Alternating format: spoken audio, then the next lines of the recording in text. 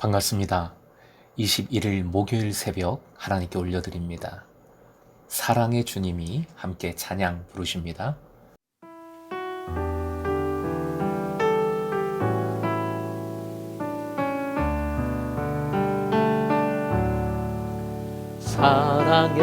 사랑의 주님이 날 사랑하시네. 내 모습 이대로 받으셨네. 사랑의 주님이 날 사랑하듯이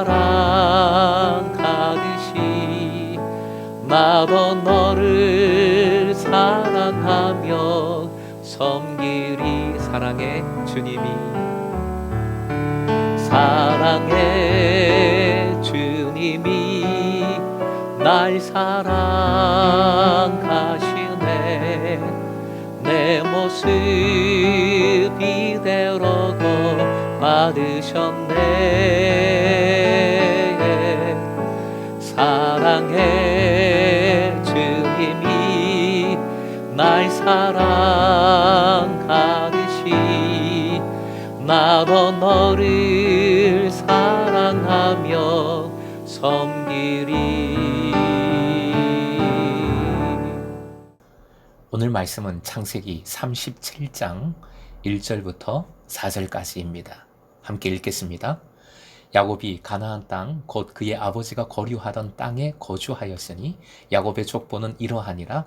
요셉이 17세의 소년으로서 그의 형들과 함께 양을 칠 때에 그의 아버지의 아내들 비라와 실바의 아들들과 더불어 함께 있었더니 그가 그들의 잘못을 아버지에게 말하더라. 요셉은 노년에 얻은 아들이므로 이스라엘이 여러 아들들보다 그를 더 사랑하므로 그를 위하여 채색 옷을 지었더니 그의 형들이 아버지가 형들보다 그를 더 사랑함을 보고 그를 미워하여 그에게 편안하게 말할 수 없었더라. 오늘의 기도 제목, 온전한 사랑으로 품을 때 감사와 감격이 충만하게 하소서. 온전한 사랑으로 품을 때 감사와 감격이 충만하게 하소서. 이제 창세기의 핵심 부분으로, 절정 부분으로 들어옵니다. 바로 요셉에 관한 말씀이지요. 본문에 들어가기 전에 에서의 족보에 관하여 한 말씀만 덧붙이고자 합니다. 에서는 세상에서는 주인공이었지만 하나님께는 주인공이 아니었죠. 하지만 말씀은 에서의 후손들에게 성경의 한 장 전체를 할애했습니다. 그런데 이름만 있고 행적에 대한 기록은 없었지요. 이들은 하나님의 주인공은 아니지만 하나님께서 이들에게도 약속대로 복을 주셨어요. 결국 이들은 이스라엘의 형제요, 한마디로 전도의 대상입니다. 36장의 족보는 세품 카드인 겁니다. 족보의 이름들은 기도의 대상이고 사랑으로 품는 대상인 것이지요. 36장은 우리에게 있어서 별로 마음이 쓰이지 않는, 중요해 보이지 않는 장일 수 있습니다.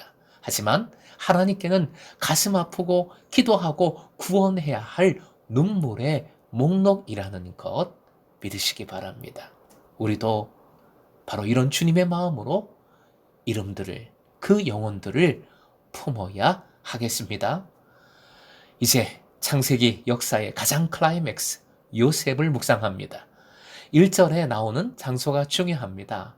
아버지가 거류하던 땅 어디일까요? 헤브론이지요.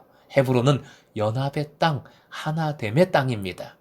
연합으로부터 말씀이 시작하는 것이 일종의 복선입니다.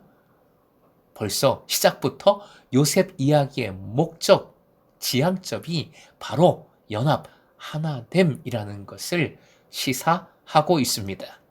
2절, 야곱의 족보는 이러하니라 라고 시작을 합니다. 요셉, 한 개인의 이야기가 아니라 한 가문, 한 나라로서 말씀이 접근하고 있습니다. 또한 이스라엘이 아니라 야곱입니다.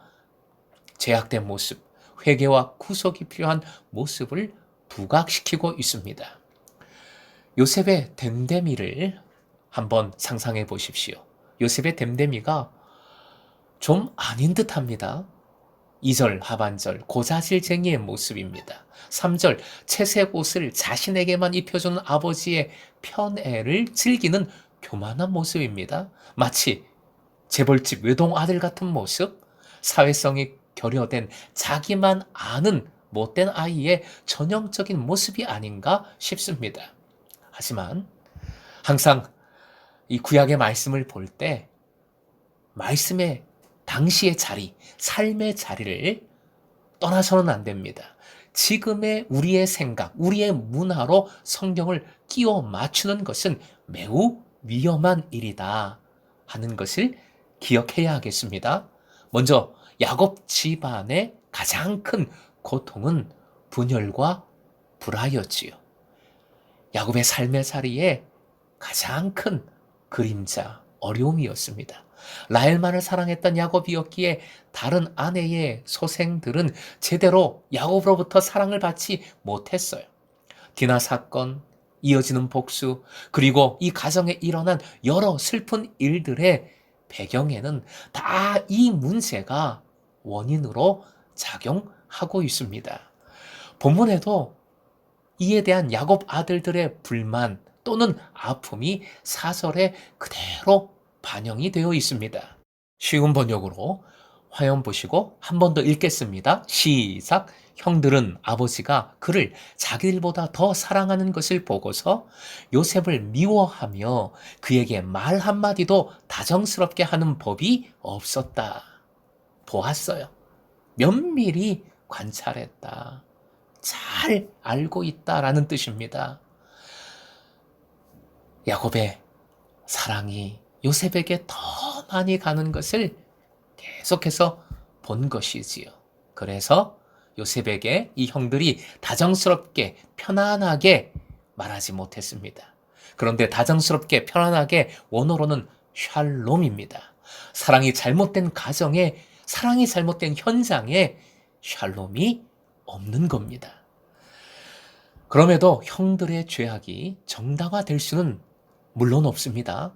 세겜 학살과 서모 비라와 동침한 루벤의 성적 타락 등 끊임없는 죄악이 계속 일어나고 있습니다. 요셉은 사랑받는 자, 사랑받은 자로서 그 죄악에는 동의할 수 없었어요. 요셉은 이후의 삶을 볼 때 죄와 의에 대하여 매우 철저했습니다.